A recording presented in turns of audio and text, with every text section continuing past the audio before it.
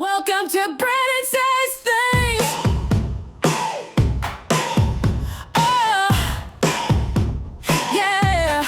Welcome to Brannon Says Things.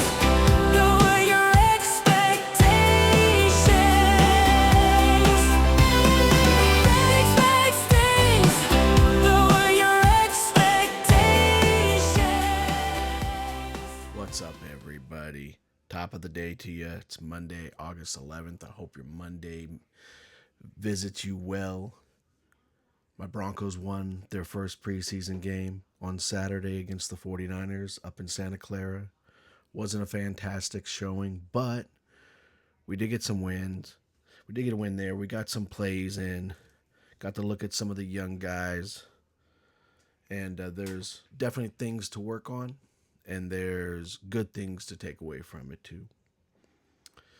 I've been busy these last week working on my Brannon and Random Parts albums that I plan on releasing in December on my birthday on December 12th. So my focus is on that. I told my fantasy football league that I've been in since 2010 that my brother actually started, that I just needed a breakaway for at least this season and focus my attention on these two albums because I know me, I'm competitive by nature and I'm always one of the first ones on the waiver wire at midnight on a Wednesday morning, staying up late, looking at free agents, trying hopefully getting ones so I don't have to use my waiver wire number to save it so I can move up for later on in the season when I need stuff. And I just knew that I couldn't focus all my attention on that or have it divided. So I'm like, I just need to take a break. And this is the first time in 15 damn years that I'm not playing fantasy football. And I played on NFL.com before I joined my brother's league when he created it in 2010 with just random people I didn't know for a few years, and then was away from that. But 15 years straight on Yahoo.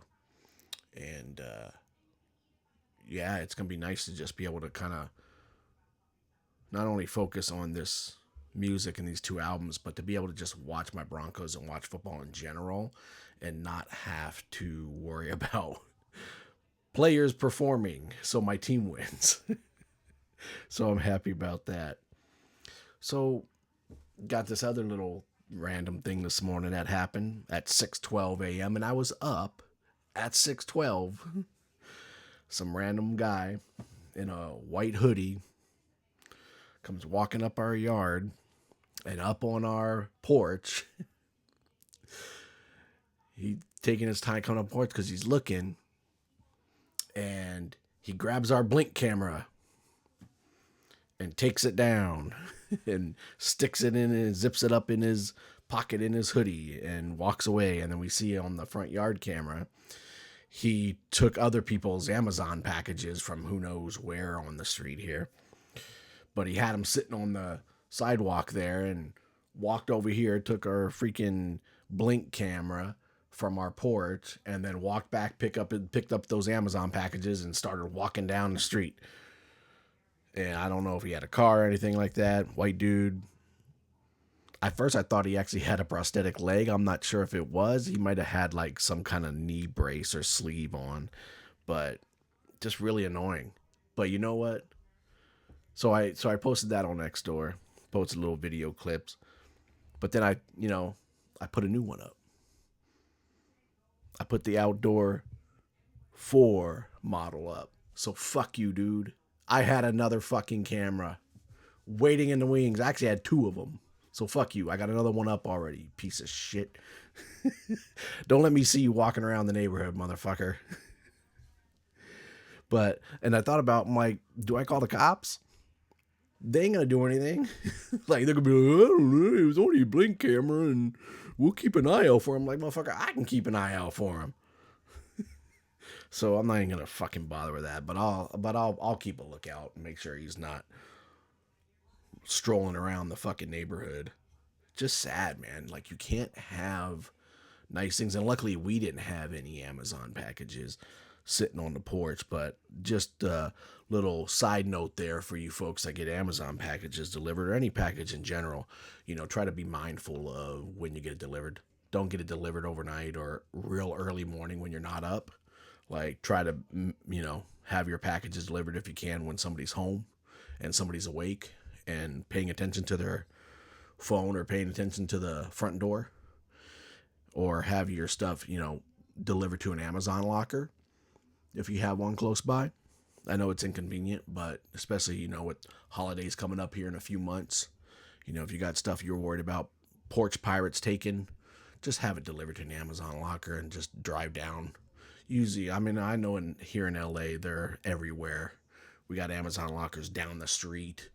So it just sucks, man. Like, you can't have nice things. You can't have stuff delivered because there's always some tweaked out. And this guy looked like he was probably some tweaker thinking he could get $20 off of stealing somebody's Amazon packages. It's just sad, man. And then we wonder why people are upset with crime in the city and everything else. And it's just because you got to deal with this stuff. And it's just like seeing this stuff just kind of really opened my eyes the last couple of years of the other side. Me being a liberal, I'm like, where are the people who identify as conservatives coming from? And I'm like, I'm seeing it. I'm seeing it. It's people are frustrated, and they have a right to be. People, especially here in LA, it's way too expensive to live here. And if you didn't have a house, most people can't buy a house here unless you're honestly well off. It's so damn expensive, and it's so expensive to rent here. Unless you're looking at a freaking studio apartment, even a freaking, sorry for the bump here, but even for the studio apartment, you're looking at freaking well over $1,000 a month, unless you maybe can find something in the ghetto or terrible part of some place that calls themselves Los Angeles, like Inglewood or something like that. You might be able to find something for maybe just a little under $1,000, maybe a 1 bedroom. But other than that, man, it's tough. I don't understand how people live here, and then they got to deal with the crime, the homeless encampments. It's just it's really sad state of affairs in the city, and LA spent way too long, decades, kicking the can down the road as relates to the homeless crisis in this city and in this state in general. Kicked the can down way too fucking long, and this is the result of it. And then now we got the Olympics coming here, which I'm excited for. We got the Olympics coming here in 2028. So you see them starting to try to like take care of the homeless issue, tear down encampments, get these folks into housing who will take housing, that they're starting to put up. They're cutting the red tape in this city that either blocks housing being developed, like low income housing being developed, or it taking longer than it should to be developed. They're cutting that because they realize how bad of an issue it's become. And it's our fault it's become this issue. And when I say it's our fault, it's liberals' faults. People like me that voted for this stuff.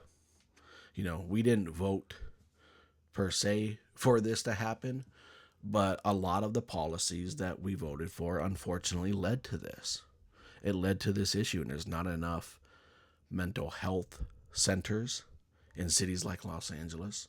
There's not enough drug rehab centers, job centers, so people can find jobs or develop job skills to get people off the streets who want to be helped. You're not going to reach everybody. You're not going to be able to change everyone and save everyone. There's just going to be people who just do not want to be saved no matter what you do. They want to live out there with no rules, no expectations, no trust issues, and they can just do whatever they want, be drugged out. Unfortunately, mentally ill comes with that too. Not every single homeless person you cross, but a lot, and it's sad. And we need to do something about it. And the city's finally starting to do something about it. It's long damn overdue. People next door app frustrated for years on end about the problems. They can't take their kids down the sidewalk or walk down the sidewalk themselves. There's either encampments blocking it, or there's a crazy homeless person screaming at nobody. And it's tough. And particularly if you're a woman, it's got to be really, really scary when there's a man down there just yelling at nobody. So it's something that definitely needed to be done and addressed, and here we are. And the reason I bring this up is because of that guy coming on the porch this morning. I think he probably was homeless, although it's possible he could have had a car, but it wasn't parked on the curb where I could see or where the camera caught. And the sad thing is, when this guy came up on the porch, I was actually up, I was awake, and I was listening to the new Scam Jam podcast with my headphones on, so I wasn't checking my phone. My alarm wasn't set to go off until 7. My girls started school back up today. They got teacher little get together today and tomorrow. But I was up listening to Scam Jam podcast and wasn't checking the phone and the blink icon, so I didn't catch it until after 7 o'clock. At that point, it had already been about 50 minutes and he was long gone. I did go outside to see if he was still strolling around, down the street in the neighborhood, but I didn't see him. So he very well could have had a car and took off, but he definitely looked like could be homeless, but I don't know where he'd be taking boxes, because one box in particular was fairly big. I don't know if it was heavy, but it looked like a good sized box. It's just sad, man, of people, because you don't know what's in those boxes. It could be, especially in the neighborhood we live in, because it's an older neighborhood and an older community, and you don't know if it's somebody's much needed medical supplies.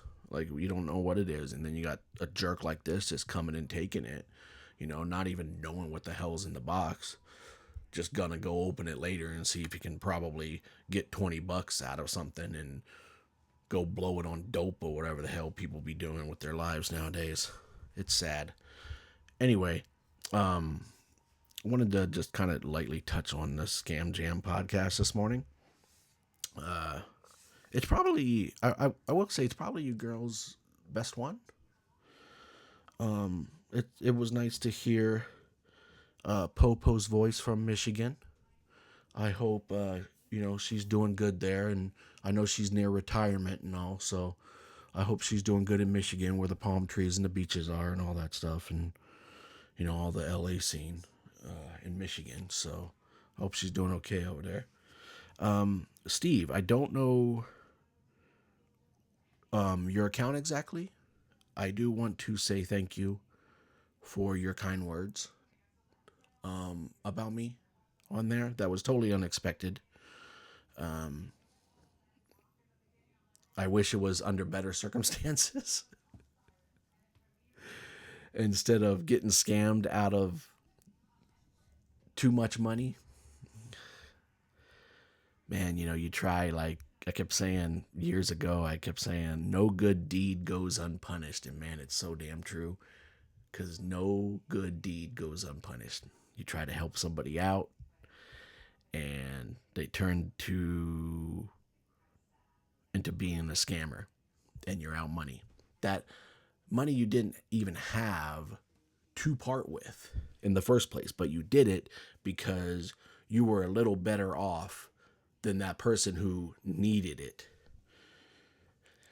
And we all want to try to help somebody and maybe even save them, save them from the despair, save them from the street, save them from a tent, save them from their electricity getting cut off or their water getting cut off or them being kicked out of their house or whatever it is. We all want to try to do that, and I think it comes from a good place. It's a unfortunate, hard lesson learned where we have to be extremely mindful of who we help and when we help. And knowing, and I want to really hammer this word home, because I know, being a giver and being a helper, we tend not to think of this, but it's okay to say no. It's okay to say no. And we need to say no. When it doesn't feel right, when something seems off, when there are red flags waving in your face and alarms going off in your ears about a potential person you're looking at helping, you need to pay attention to those. That goes for everybody. That's not just Steve. That's not just me. That's anybody out there who cares about giving and cares about helping. And again, I know I've stated this before. If it's $5, if it's $10, and you're like, I don't give a fuck what they do with it, that's on you. But if you're giving like $100 more, and you're like, man, I could really use this extra $100, but I know this person looks like they need it more than I do right now, ask questions. Go through their account. Look at their stuff. Like, look at their recent stuff. How much and the ladies and Steve, they all mentioned this. Look at their stuff on their account. Are they asking for help all the time? Are their stories changing all the time? There's going to be a lot of red flags I ignored. A lot of things I ignored. We can bring up, and maybe one day I'll touch on this, the whole Ruby Shark situation. There were a lot of red flags I fucking ignored. A lot. Some I didn't see. There were some posts I didn't see, but there were a lot of fucking red flags that I ignored. Because I was on a quest to help. And in that quest to help, I was blind to the shit that was right in my face. And I either just ignored it or dismissed it. Didn't even consider it. And, Ruby ended up being a scammer. Not only did Ruby end up being a scammer, Ruby didn't end up being Ruby. Ruby was actually Robert. Lord. The length that these folks go to, man, it's so sad. It's so sad that people have to do this to other human beings who just want to help. And then people get burnt by these folks. And then they don't want to help. Like, I was on that. I was on that fix for a while. After the whole Ruby Shark incident, was it last year? Somebody in the comments when I post this, let me know. Was it last year? Like the honestly, like the fucking years blur together. These last like 2 years since my brother passed, like they have just blurred together. So I think it was last year. It might have been 2023 and not 2024. But somebody can comment that. But that was like kind of one of the last lines of, I'm not going to help. And then the not going to help became, if I choose to help, I am going to be extremely selective on who I choose to help and how much I choose to help. And I'm not just going to throw money at people anymore or anyone anymore. And listen, if you got a bill to pay and this and that, like, I don't know what to tell you guys, but y'all better figure it out. That's all I got to say. And I understand, again, like, people fall on hard times, but I don't know what some of you, and this isn't everybody who asks for help, so, like, don't get in your feelings. I'm not referring to you. I'm talking about the people that are constantly asking for help all the time. I don't know what you folks would do if Twitter/X didn't exist. Those of you over there on TikTok, I don't know what you would do if TikTok didn't exist. I'm not on TikTok enough. I do have a TikTok account at Echo Bear Music, but I'm not on there enough. But I do know, I'm aware that there is a community over there where they just ask and beg and scam, and it's the same thing that it is over an X. And that cycle just continues, and it's because people want to help, and Look at that. Got a scam. Speaking of scam, got a spam risk calling me. I wonder if I should answer it on live right now. Oh, Lord. Anyway, it's sad, man. It's sad that like you can't help people anymore without this thought in the back of your head going, man, is this person like, I really hope this person isn't lying. Like, I really hope that this person's in need, that they really do have to pay their electric bill or their water bill or their rent or get their car fixed, and they're not just gonna go blow it on a motherfucking television or fucking DoorDash or their Amazon wish list with $27 pickles in it. That's insane, by the way, Gemily.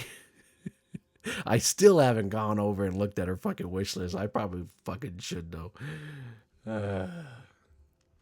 I've seen a couple of people post Emily Munchie's videos. I kind of skimmed through them a little bit. That lady, man. I saw somebody screenshot it. I think I forget who it was this morning. Maybe it was John. Her complaining about her parents not masking. And I'm like, you never mask in your videos. I know a lot of them you're outside, but I've seen videos of you inside your house. You're not masking on there. Like, listen, you're in your fucking parents' house. You go by their rules. You wanna go by your rules? Get your own motherfucking place, Leanna. Like, damn, these people, they're so fucking entitled. They feel like the world owes them everything because they're a victim of something. They're a victim of something. Oh, you had a bad childhood? Get in line. I've had a bad childhood. A lot of people have had a bad childhood or not a good childhood. A lot of people deal with trauma, childhood trauma mostly, that unfortunately tends to carry into our adult years. Get in line. The world doesn't owe you jack shit. It just doesn't. And it's not being insensitive. It's telling you to stand up on your feet, pick yourself up, dust yourself off, pull your britches up, lace up your shoes, and fucking keep marching forward. Because life's a cycle of ups and downs, man. Sometimes you're up here, sometimes you're down here. It is what it is, man.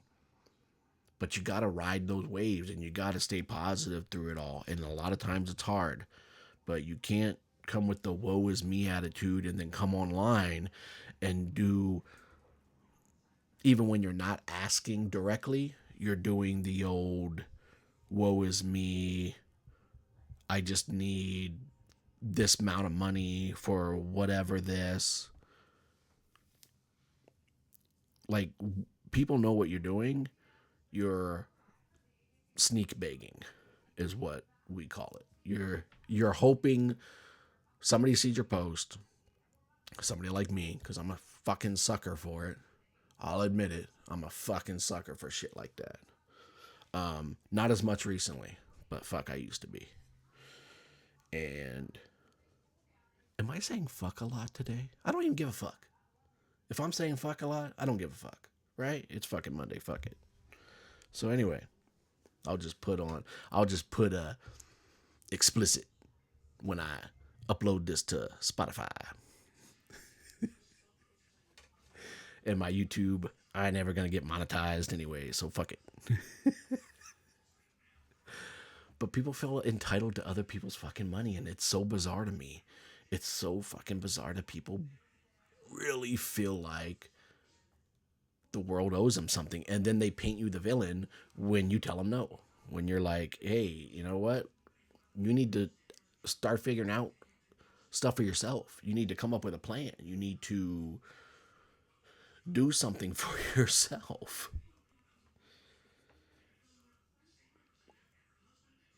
These folks have built a community over there that they call the mutual aid community. And it's sad because I think mutual aid community wasn't this. As I plug in my phone to charge it. The mutual aid community wasn't this. that I know of. I didn't come across the mutual aid community till like January 2021, and unfortunately, we know who the first person I was introduced to in the mutual aid community that I decided to help. She'll go nameless today. Maybe. But that was probably perhaps the worst way to get introduced to the mutual aid community. And stupid me, I'm like, yeah, let's come back for more. I like getting punched in the face. Let's come back for more. Man, us givers, we got to stop being stubborn, man. Like, we got to stop being stubborn. We got to stop being hard headed, because we are. We're stubborn. We're hard headed. We wear our emotions on our sleeves, and that's not a bad thing. We allow our common sense and good judgment to be clouded in our quest to help people. Because let's be honest, helping people makes us feel good. It just does. It makes you feel good.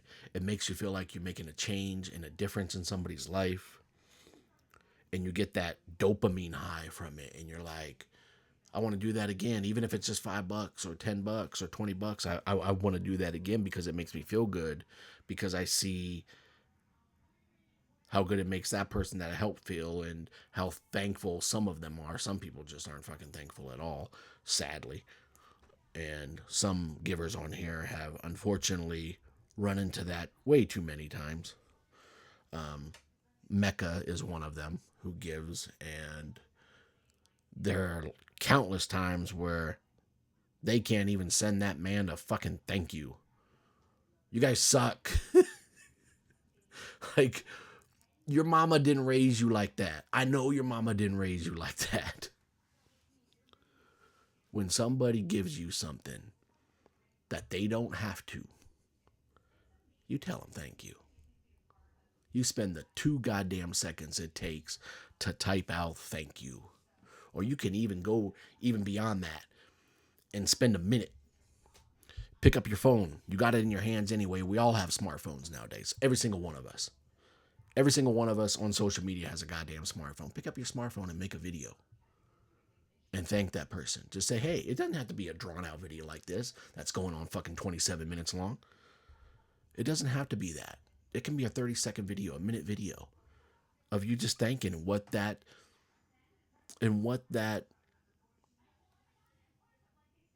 feeling like does for you, like how much that person helped you. Even if you're like, man, I need $20 for gas to get to work, and it's actually a legit need, not just you claiming it. Like, thank that person, man.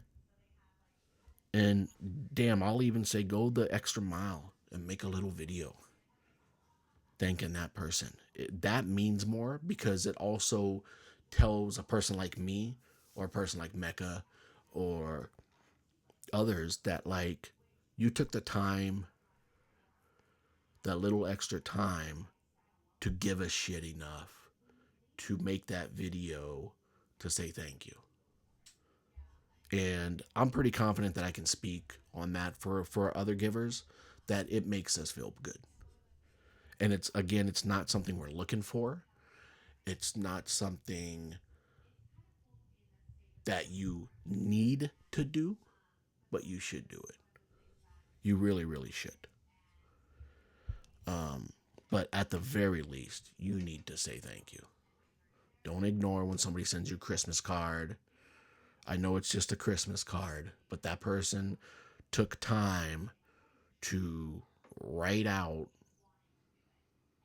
on that Christmas card, to seek out and buy that Christmas card, to put a stamp on it, to close it up and put it in their mailbox, or go to the post office and mail it to send it off to you. That takes time. And it takes effort.